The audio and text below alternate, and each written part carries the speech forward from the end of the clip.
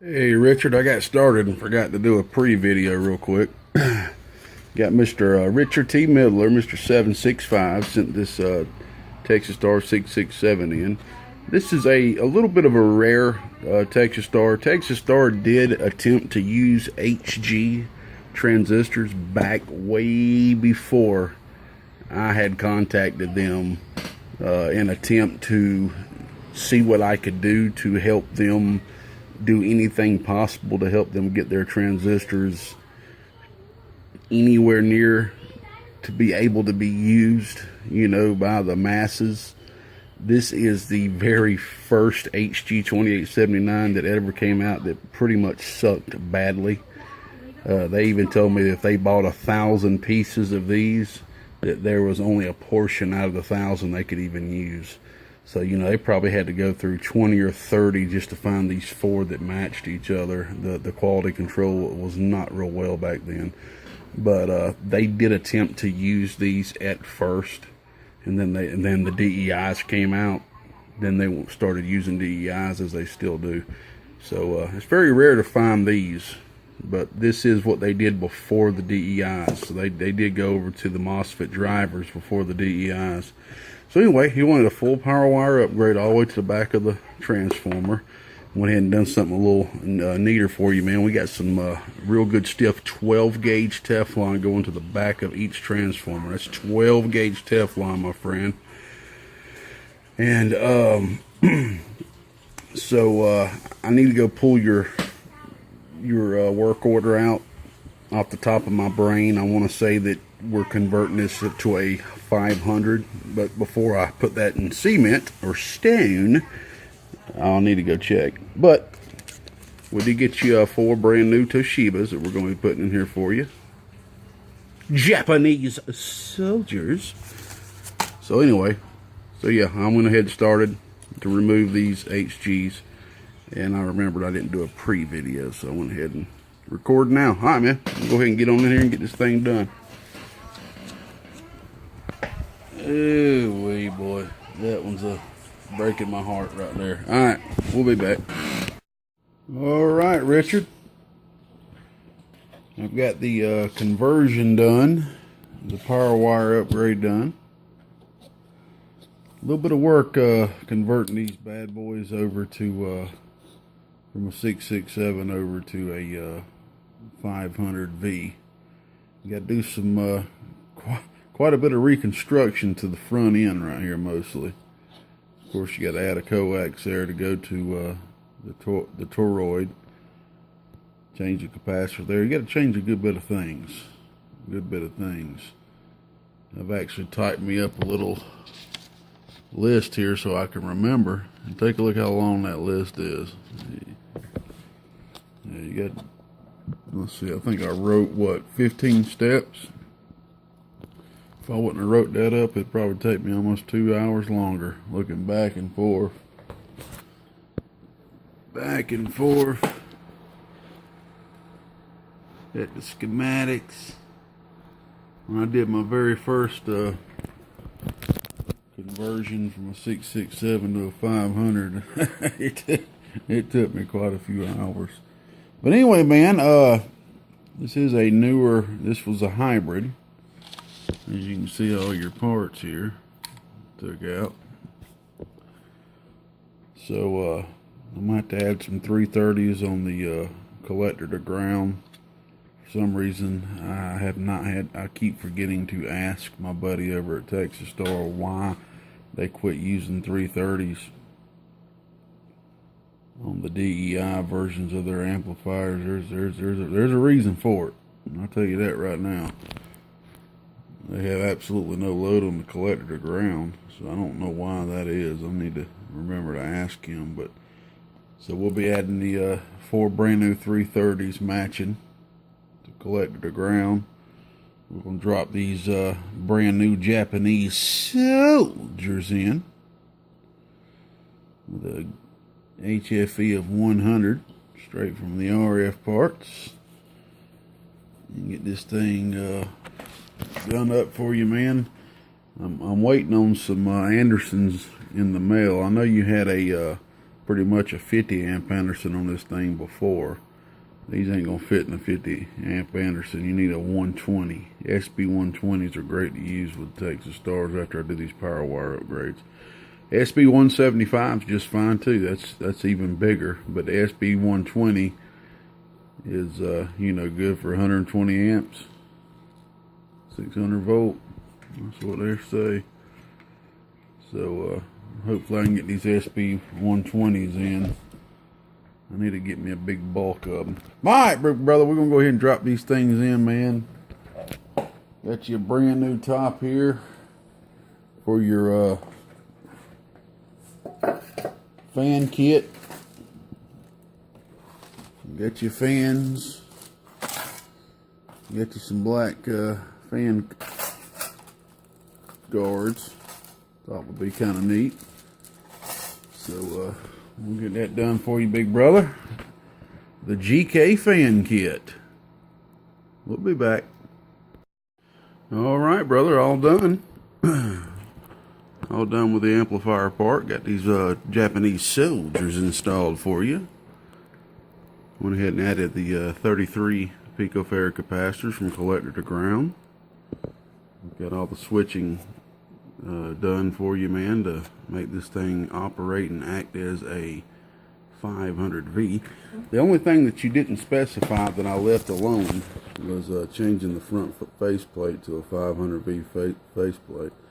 I will leave that up to you, bud. Hey, it definitely won't hurt nothing leaving it a 667. If anybody gets it, they're just going to think they can't put a lot of drive into it, and they'll figure out sooner or later that it doesn't have a driver in it. And plus, some people kind of like the old sleeper, as they call, point of view, to where it's really a 500, but looking at the front of it, you think it's a 667. Or you can always change the front faceplate, which ain't hard to do at all. The only thing is required is basically pulling this knob off, taking that nut off right there, unsoldering these leads from the meter, sliding the meter out, taking the front off, putting the new front on, just making sure it's level, putting the meter back on, soldering it in place. But you want to put this nut on first just to keep it stationary. So the only thing that holds this front on is really this meter. And then this right here keeps it a little bit more snug. So that's what keeps the front on these bad boys. It had a lot of years to make changes to the Texas Stars to make them what they are today. Alright, bud. First, before we do anything, we're going to check the bias. And to do this one-handedly, I'm going to have to use my alligator clips.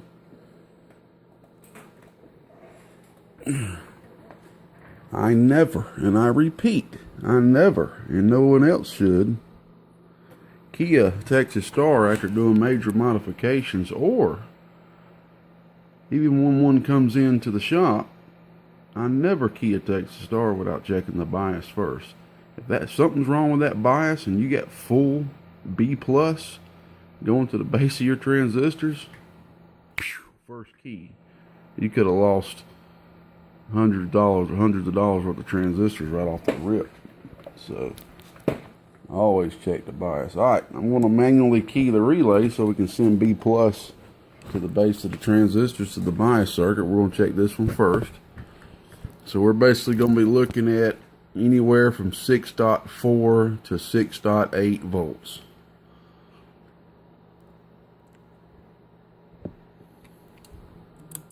After I turn the power switch on. Beautiful. .67.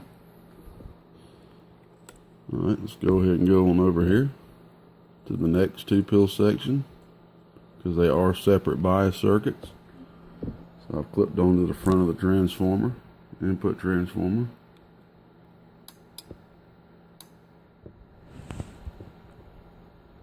I got a little white thing, .68 volts, beautiful. The other one's probably sitting right there at .68 too. You know how these meters are. Check that front one again. Yeah, right there, .68. Yeah, that meter, you know, sometimes it'll throw 1 point off. If I go down to 2 volts, which normally I'll do, you'll see that extra decimal point. All right, man. So this thing's ready to inject some RF through it, bud. Which I won't be doing on this power supply, because it can't handle it. I mainly use this for my testing supply. Here, when I get just a little bit more caught up, I'm gonna take some time and get me take a Sunday day or evening or something and build me a quick 100 amp supply. And if I can't find no time soon, I'm gonna have to call up one of my builder buddies out there to build old GK probably a 600 to 800 amp supply and just get it over with. I need one. Alright, man, we'll be back with the fan kit installed, showing you some output, man. I love these amps, man. They definitely got their purpose. Brand new Toshibas, you can't beat it. You can't buy these amps like this, like brand new with Toshibas anymore, y'all. Now it's up to you to put them in it yourself. We're gone. Bye-bye. I'll be back. Alrighty, man. I got the lid drilled out for you. Boy, I gotta get me a machine to pop them things out, make it a little easier for me. A little tough on the old drill down there, but I've got it all done. Got it drilled. Got the holes drilled for the feet. Got it painted. I've got your top painted, so they both match.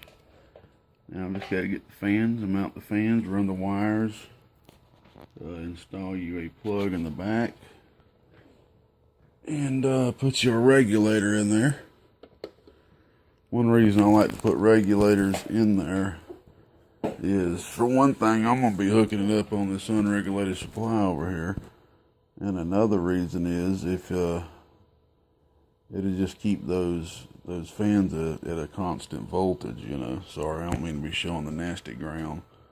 But while I was waiting on the paint to dry, I popped the repair up on the table and got done with it real quick. I'm trying to use my time wisely. Alright, we'll be back. Alright, Mr. Richard, got you all done, bud? And I tell you what, man, these fans are the best working fans that I have used yet. I will be using these fans from here on out. See, these are Silverstones, 15 millimeters thick. I could have went a little bit thicker with them, actually, but I've been kind of on the search to try to find the fastest, or shall I say, the fan that does the most static pressure. See, a lot of people, you know, they want the fastest RPM, CPM, etc. That's true when you're dealing with a case fan, but when you're dealing with fans that's sitting on a heat sink or very close to a heat sink, it's all about static pressure at that point. So you want a fan with the highest static pressure. That's something I've actually learned here within the last 6-7 months or so, just studying up on this stuff. So these fans right here has the most static pressure from all the other ones that I've used so far. So these are going to be the winners. So, alright, man, so we got you all set up here, man. The way that we are doing, excuse me, I'm having my celebration cig, and I am ventilated out here, okay? I have this on a unregulated supply, okay? 100 amp unregulated supply on the medium tap. Now, the fans are on a regulating circuit, which is right here, okay? Got all the proper filtering to it. There's the regulating circuit, as you see, okay? Now, what I have done to this regulating circuit is we want these fans to spin as fast as they possibly can to get the most voltage as they possibly can. Now, what a lot of people will do which is nothing wrong at all. This is the same thing I do. We put 12-volt regulators on our fans. Well, that means the fans get 12 volts. Now, as we all know, the fan is going to spin a little faster on 13 volts. It's going to spin a little faster on 14 volts. The majority of your 12-volt fans can run completely safe on 13, 14, 15 volts. So what I have done in this case, because we were needing the most airs we possibly can get going across this heatsink, is basically I have turned this 12-volt regulator into pretty much a 14-volt regulator. I will demonstrate that now. So instead of this regulator giving these fans just an even 12 volts, let me turn the power switch on. Alright, the fans just came on. Now I'm going to test the voltage of the fans right here at the jack. Well, as soon as I get my negative, put it on the alright,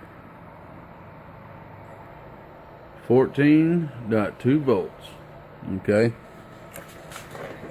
and it's a cool thing. You can actually do a lot more with these 12-volt regulators than just hooking them up. You know, you can add to the circuit to actually change the voltage and all that. We won't get into all that now. So basically, instead of having 12 volts on your fans now, you're going to have 14 volts.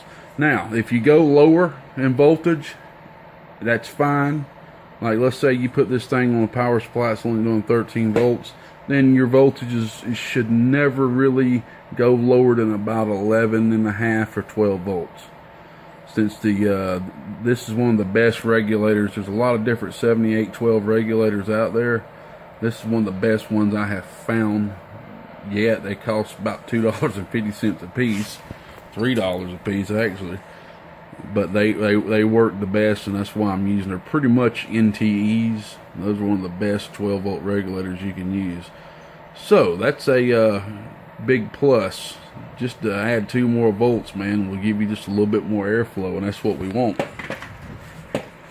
Alright, the only thing I have not done yet, I just noticed, which I will do after the video, is I'll go ahead and put you a sticker right here that says fan, and just cover that real nice, so you know it's the fan port. But anybody in the future, if you ever sell this amp, they'll know that that's the fan port right there. So there's the back of it. Now, after we do the output test, I'll put the top lid on it, and I'll let you see what she looks like with the lid on it. It turned out great. I've even got you some legs on the front that's just a little bit longer, so the fan, the amplifier kind of sits up at you just a little bit. That's something I thought about doing on this one. It worked out great.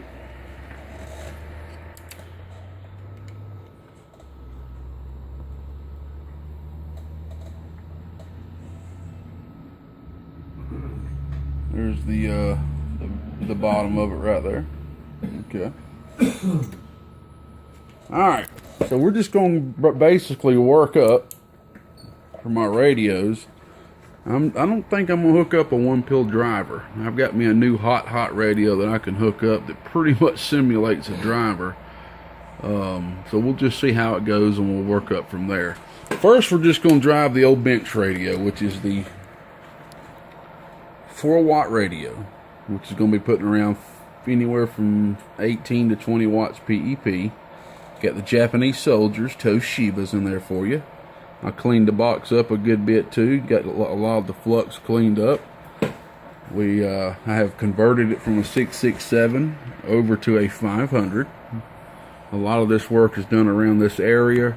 A lot of people will make the mistake and not change the actual tuning capacitor on the splitter, which will have a little bit to do with the final output and input reflect. So I got a box here actually that somebody attempted to convert from a 500 to a 667, and they did not. They failed to do that, but it's not that big of a deal. I'll be able to fix it up pretty quick. So let's go ahead and see what this bad boy's doing, man. Got this big 12 gauge Teflon on here for you, man. Full power wire upgrade that I call the full power wire upgrade all the way to the back of the transformer. You also now got more inductance to help with that RF ripple going back to your power supply. All right, 4-watt radio, and gives us, come on now,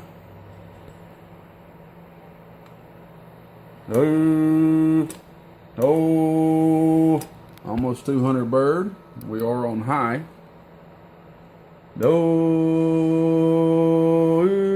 Right there, about 600 watts. That's nice. You could run this box like that right there, man, just with a little small radio like that, and that box should last you forever. Now just keep in mind, some people will do this differently, but the way that I do it when I convert it is when you press the dial a watt in, it makes your variable enable. To be honest with you, about the only time that I would do this, if you're using this amplifier, is a low drive amplifier, meaning like I'm doing right now. If you were ever going to use this box maybe as a driver or something like that, then you could go ahead and utilize, yet basically this delay switch is not going to affect your output. There's no attenuation on the delay switch. That's just for your delay on and off, okay? When you press this green button in, the dial a watt, it is going to utilize a 75 ohm resistor and the variable and the voltage dividing circuit, okay? And then this is going to become enabled at that point. That would be good if you were using this as a driver or you wanted to cut it down. Basically what I'm saying, if you're going to be driving some decent power in this, I wouldn't be playing around with a variable at doing it at that point, because you're using it as a high drive. So this needs to be turned out at that point, okay? Alright, at this point, I am going to, I didn't show you the voltage just in either. Let me see what the volts is running at right there. 14.6 volts. Alright, at that point, I can pretty much tell that it is time to put the power supply up on the high tap and change the radio over to the hot radio. Alright, so we're going to be putting 8 watts RMS into it now. Okay, now I'm going to try to do all this without pressing pause, just so I can just get this done. Alright, I'm going to reach over here and I'm going to flip it up to the high tap. Alrighty. Turn the hot radio on. So this is the hot radio. The radio above that is my hot. Radio that's up under here, which I never show hardly. I've got it mounted up under here. There she is. That's the 4-watt radio. Here's the 8-watt radio. There's the 16-watt radio. You get the systematic wattage there. Oh, all right, here we go. We're going to turn the box on. You know what? I forgot to show input reflect a while ago, didn't I? Well, we'll hook it back up and show that. It's great. It looks great. All right.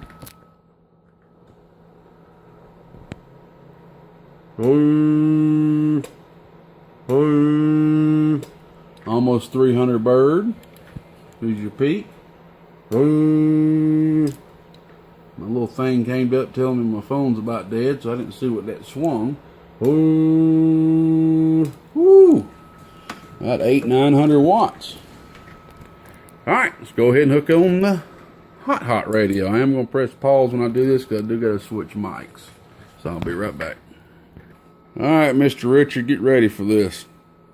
I'm going to tell you, like I've already said this in a few other videos, this radio right here is absolutely amazing. Amazing.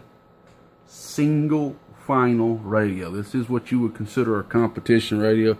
I would not dare get on this radio and get out there and rag chew my butt off on it. No. This radio is a comp radio. I'm using it as a driver. But yes, 16 watts RMS. It does about 19, 18, 19. I've got the voltage turned down on the supply to make it do 16. But watch this right here. This is absolutely amazing. Single final radio now. You turn the amp on. Now take a look at this. Oh, damn! Oh, wait! Voltage. Oh, 15 volts, man. Unbelievable. Peak. Oh, see, it done about the same as the last amplifier radio. That is because my RMS has increased. The peak's staying about the same. That's how you can tell too that this radio right here is a clean radio. Okay, just off the top of your head, you wouldn't see how a radio like this could be clean with a single final doing the amount of output that it does. But I have seen it on the sophisticated equipment, and it is clean. It's crazy. You would not think that it would be, but it is. So you're hitting 400 watts RMS. 400 watts RMS with a radio hitting. That is amazing, man. Normally when y'all have seen me do videos in the past showing, well, it was actually done, I think, 420, 430 watts RMS. Usually in the past, let me turn my headlamp off here. When you have seen me do videos on Texas Star 500s, such stuff like that, after I've done my modifications and repairs or whatever, and I show it doing 400 bird, or I've even showed them doing 550, that is when I am hitting it with my driver, my one pill driver right there. And usually I'm hitting it with the hot radio. I'm not going to do it, because bud, these are brand new Toshibas, okay? I'm not going to sit here and abuse your amplifier like that. But if I did hook that one pill driver up and then hit it with that radio, you can only imagine. It would be over 600. But I'm not going to stress the box out like that. This is not my amplifier. If it was mine, I may do it a time or two. Burp it, as I say. But it ain't mine. All I can say, man, is showing 900 watts PEP, 400 to 430 watts RMS, 15 volts, single final radio. I think this box is working the way it should. Input reflect. I just remembered. I'm going to hook up the bench radio real quick. Alright, brother, I went ahead and got the top put on for you before I showed you the input reflect. And every time I get done with one of these, this first thing I think of is, man, I'd like to make me one of these one day. I think it'd be pretty cool to, it's just an idea, but to maybe put either one fan right here or two smaller fans. And you'd have to have a hole in the back just to blow air on the inside, but normally you don't really have to have air blown in the inside. But hey, more air the merrier. It won't hurt, but that's just more work. But it would be neat. I guess you could put portholes back here. Maybe put 3 ports, or maybe put 3 ports that go up this direction or something. I don't know. Very neat little idea. Have to add another regulator, probably for those fans. But anyway, here you go, bud. Input reflect. 10 watt slug. Load ya. Load ya. Beautiful. Load ya. Load ya. Alright, man. I'm hooked on the medium tap again.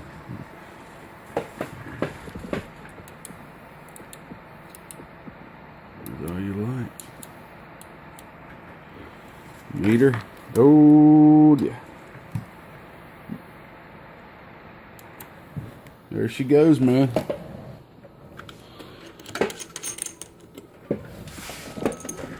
Turn this supply off real quick.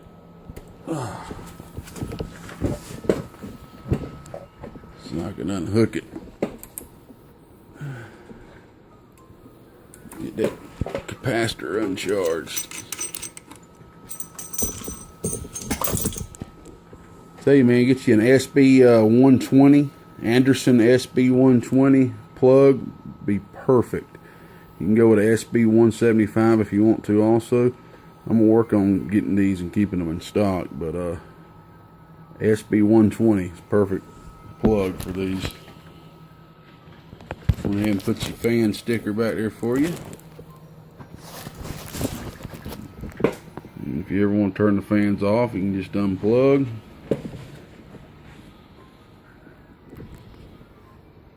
Tell you what, man, looks nice. I love putting that Rust-Oleum gloss paint on there when I get done. And to me, it just sets it off. Make the top and bottom match. I don't usually brag much, man, but every time when I've done one of these, I just love the way they look. Put a little Gatekeeper Amps logo right there. I don't put my stickers all over everything, man, you know, unless the customer asks me to. And them things are so expensive, I don't really have a whole lot of them. I can just pass out here and there, but I just remember that one Texas Star had like a, and I already thought about with one of these, it looked kind of nice to have like a white stripe that goes down the side and have black letters that says Gatekeeper Amps. That looked pretty neat. I might try that on the next one or something. But all right, bud, well, here you go, man. Here's your Texas Star sleeper. Says a 667, but it's really a 500. Ready to rock and roll, big brother. I hope you enjoy. Thanks, Richard, for hanging in there with me, man.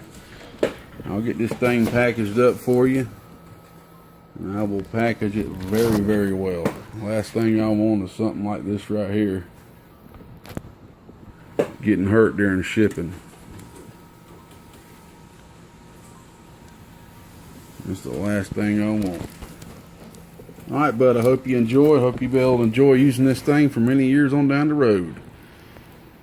The value of this box just increased a couple of $100, no doubt about it. Old Gatekeeper set it out here around the northeast end of Georgia. Any of you got something like this you want done, I do specialize in Texas Star repair and modifications. I am pretty backed up on work right now, but by the time you see this video, maybe I won't be. Give me a shout. GatekeeperAmps.com. Shoot me a message on there. You'll see the little contact me section. GatekeeperAmps.com. I'm gone now.